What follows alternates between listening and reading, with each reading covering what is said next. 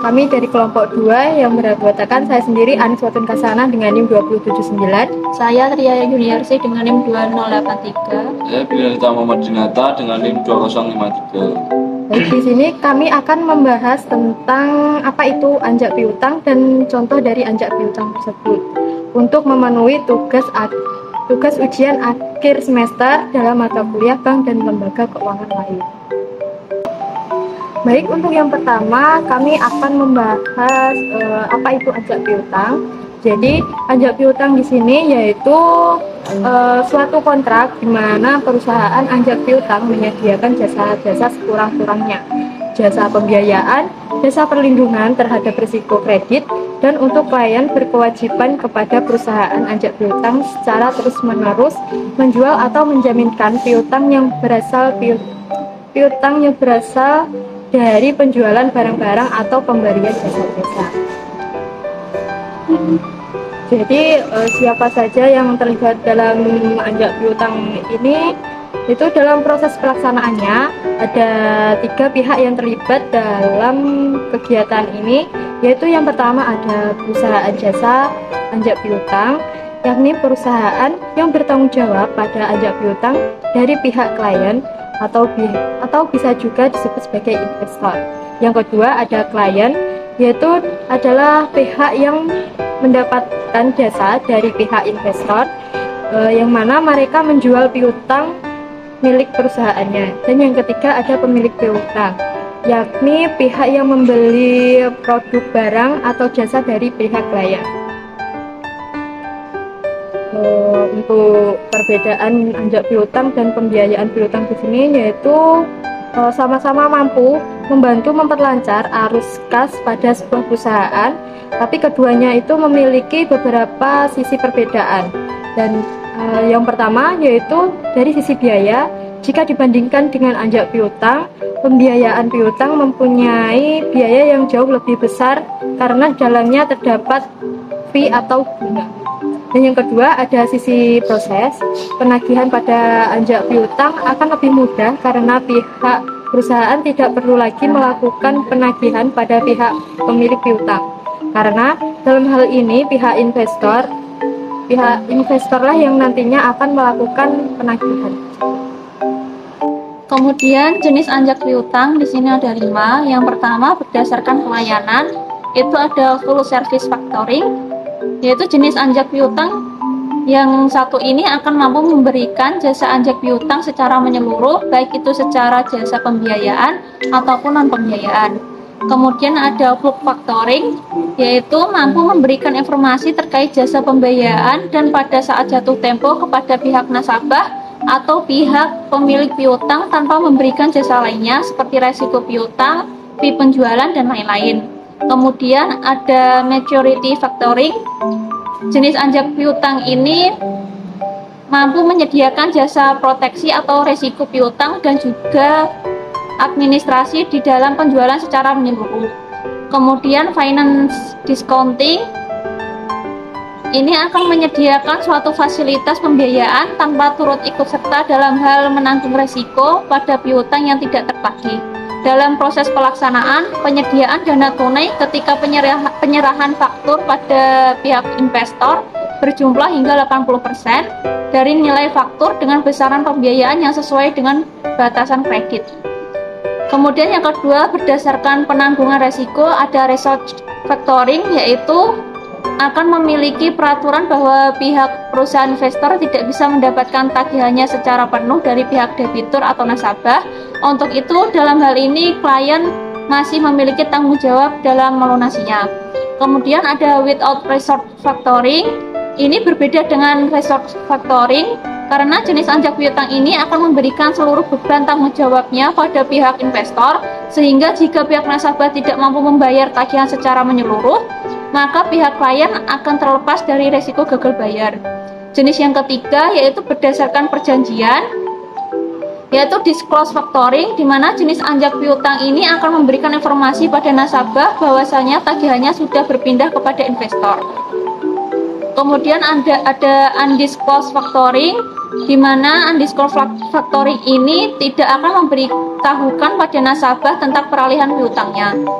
Jenis yang keempat yaitu berdasarkan lingkup kegiatan, ada domestic factoring di mana kegiatan yang melibatkan seluruh pihak yang terlibat dalam kegiatan piutang yang ada pada suatu negara. Kemudian ada juga international factoring di mana di dalam ruang lingkup kegiatan ini akan melibatkan perusahaan yang berbeda pada negara yang berbeda dan memiliki peran sebagai export factor dan juga import factor. Kemudian jenis yang kelima yaitu berdasarkan sarana pengalihan, ada account receivables. Dalam hal ini klien nantinya akan diberikan bukti utang yang tersedia dalam bentuk laporan akun receivables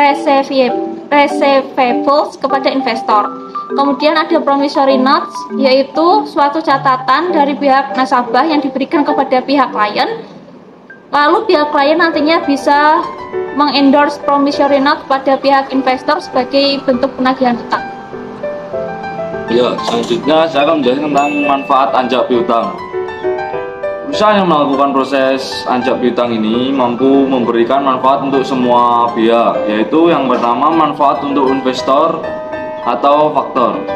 Pihak investor atau perusahaan anjak piutang akan memperoleh keuntungan dengan bentuk fee dan biaya lainnya dari pihak klien. Yang kedua, manfaat untuk klien.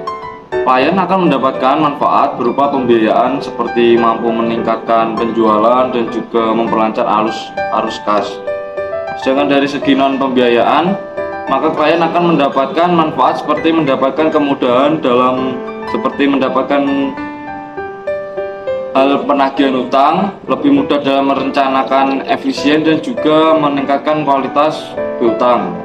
Yang ketiga, manfaat untuk nasabah atau debitur. Pihak debitur memiliki kesempatan untuk bisa melakukan pembelian dengan cara kredit. Selain itu, adanya jasa di dalam administrasi mampu memberikan kesempatan pada pihak nasabah dalam hal melakukan penjualan yang lebih cepat.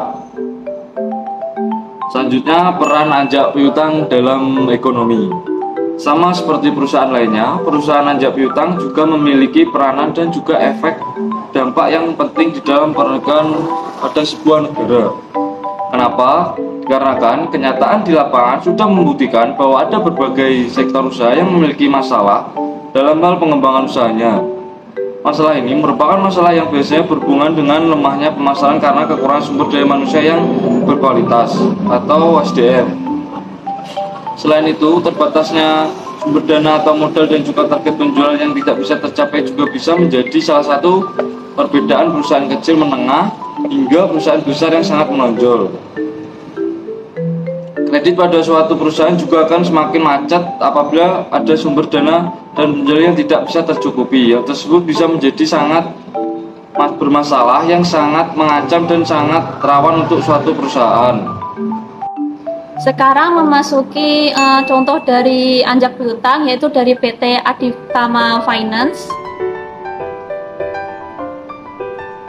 PT Aditama Finance.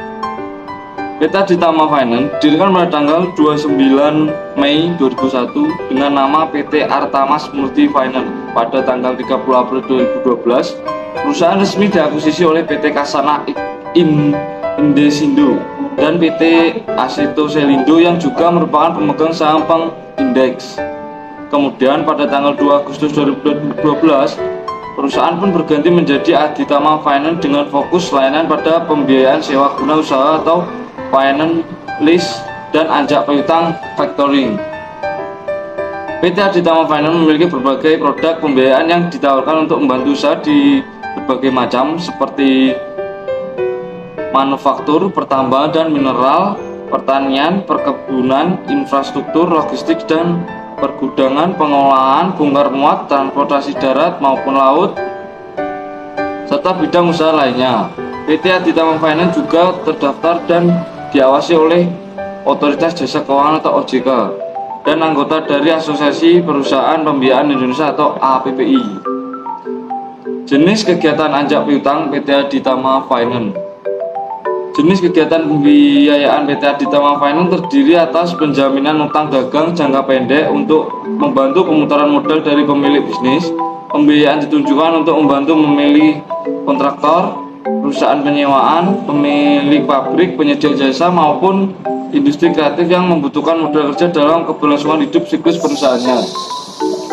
Selain itu, tujuan dari kegiatan PT Aditama Finance lainnya adalah menambah modal kerja karena peningkatan volume bisnis baik tetap maupun musiman. PT Aditama Finance dapat menerima tagihan dalam kategori lancar dan berbagai macam jenis tagihan baik jasa maupun barang serta berbagai macam industri. Baik, untuk yang selanjutnya yaitu ada syarat pelaksanaan dalam pembiayaan anjak piutang pada PT Aditama Finance. Syarat pelaksanaan pembiayaan di PT Aditama Finance ini dibagi menjadi dua bagian, yaitu ada perorangan dan perusahaan. Di sini ada pun prosedurnya, yaitu yang pertama ada perorangan. Jika yang mengajukan kegiatan pembiayaan adalah perorangan, maka dokumen yang harus dipersiapkan yaitu yang pertama ada fotokopi kartu KTP, dan yang kedua ada fotokopi KTP pasangan, yang ketiga akta nikah, yang keempat fotokopi KK, yang kelima akta pisah harta atau akta perubahan nama, yang keenam SIUP, TDP, dan SKDP, yang ketujuh rekening keuangan 3 bulan terakhir, dan yang ke-8 ada laporan keuangan 3 tahun terakhir. Yang kedua yaitu ada perusahaan. Jika yang mengajukan kegiatan pembiayaan adalah perusahaan, maka data atau dokumen yang harus dipersiapkan adalah yang pertama ada akta pendirian dan SK Menkumham, dan yang kedua ada akta perubahan dan SK Menkumham jika ada, dan yang ketiga KTP pengurus, yang keempat SIUP, TDP, dan SKDP, yang kelima NIB atau nomor induk berusaha, yang keenam ada NPWP perusahaan, yang ketujuh profil perusahaan, yang kedelapan rekening koran 3 bulan terakhir, dan yang kesembilan laporan keuangan 2 tahun terakhir, yang 10 SPK atau kontrak kerja atau PO, dan yang ke-11 ada rekap produksi atau penjualan selama 6 bulan terakhir. Untuk permasalahan yang dihadapi lembaga pembiayaan anjak piutang PT Aditama Finance, yaitu yang pertama, PT Aditama Finance tidak membuat pernyataan atau jaminan apapun, tersurat atau tersirat, tentang keakurasian atau ketersediaan sehubungan dengan aplikasi atau informasi, produk, jasa, atau gambar terkait yang terdapat dalam aplikasi. Permasalahan yang kedua yaitu PT Aditama Finance tidak membuat jaminan apapun sehubungan dengan pengajuan dan atau layanan dalam aplikasi PT Aditama Finance. Permasalahan yang ketiga yaitu PT Aditama Finance tidak bertanggung jawab atas kesalahan-kesalahan atau kegagalan-kegagalan pada layanan dan informasi apapun pada aplikasi. Permasalahan yang keempat yaitu masalah teknis aplikasi di luar kendali PT Aditama Finance, sehingga tidak ada jaminan yang mencakup secara tegas atau menurut undang-undang, termasuk namun tidak terbatas pada jaminan-jaminan apabila terdapat kegagalan pelaksanaan layanan, jaminan-jaminan atas tidak adanya pelanggaran terhadap hak pihak ketiga, bebas dari virus maupun aplikasi yang tidak tersedia. Permasalahan yang terakhir yaitu layanan aplikasi PT Aditama Finance sering terjadi gangguan teknis maupun non-teknis, seperti gangguan jaringan, gangguan terindikasi kejahatan atau kegiatan yang bertujuan melanggar hukum, dan dalam hal terdapat perselisihan dengan pelanggaran maupun pihak ketiga lainnya.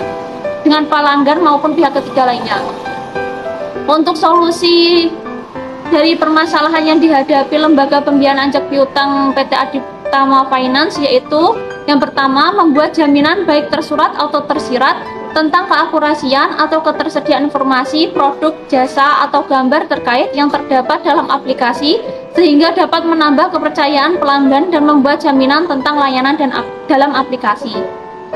Terus yang kedua, bertanggung jawab atas kesalahan-kesalahan atau kegagalan-kegagalan pada layanan dan informasi apapun pada aplikasi. Yang ketiga, membuat jaminan apabila terdapat kegagalan pelaksanaan layanan, jaminan-jaminan atas tidak adanya pelanggaran terhadap hak-hak pihak ketiga, bebas dari virus maupun aplikasi yang tidak tersedia. Kemudian solusi yang terakhir, yang keempat, yaitu memperbaiki dan memperbarui aplikasi sehingga tidak terjadi gangguan teknis ataupun non-teknis. Sekian pembahasan tentang anjak piutang beserta contohnya. Kurang lebihnya mohon maaf. Wassalamualaikum warahmatullahi wabarakatuh.